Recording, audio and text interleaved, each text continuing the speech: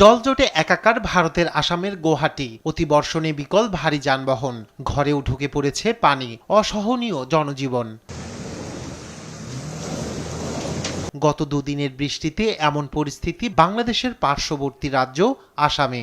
৬৭ বছর পর শুক্রবার সর্বোচ্চ ১১১ মিলিমিটার বৃষ্টি ঝরতে দেখেছে গুয়াহাটির মানুষ। প্লাবিত শহরের বেশিরভাগ জায়গা, তার উপর চোখ রাঙাচ্ছে ব্রহ্মপুত্র সহ বেশ কিছু নদ নদী। পানি উন্নয়ন বোর্ড বলছে, বর্ষার আগেই বিপদসীমার উপরে নদ নদীর পানি। খুব কষ্ট হচ্ছে।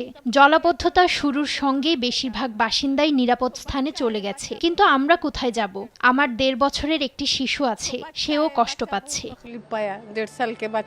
বর্ষার বাকি আর কিছুদিন, তার আগেই অতি বর্ষণ আর পাহাড়ি ঢলে বিপর্যস্ত উত্তর পূর্ব ভারত। আসাম, মেঘালয়, মণিপুর, অরুণাচল ও মিজোরাম রাজ্যে দুদিনের বৃষ্টিতে আকস্মিক বন্যার সঙ্গে যোগ হয়েছে ভূমিধস, বাড়ছে প্রাণহানি।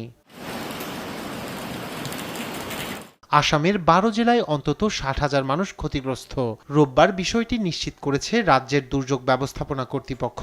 কিছু অংশে জারি রয়েছে রেড ও অরেঞ্জ অ্যালার্ট। শনিবার রাতে সিকিমেও মেঘ ভাঙা বৃষ্টি ঝরেছে। হু হু করে বাড়ছে তিস্তার পানি। লাচুং ও লাচেনের সঙ্গে বিচ্ছিন্ন যোগাযোগ। আটকে পড়েন প্রায় ১৫০০ পর্যটক। তাদের উদ্ধারে ছুটে যায় জরুরি বিভাগ।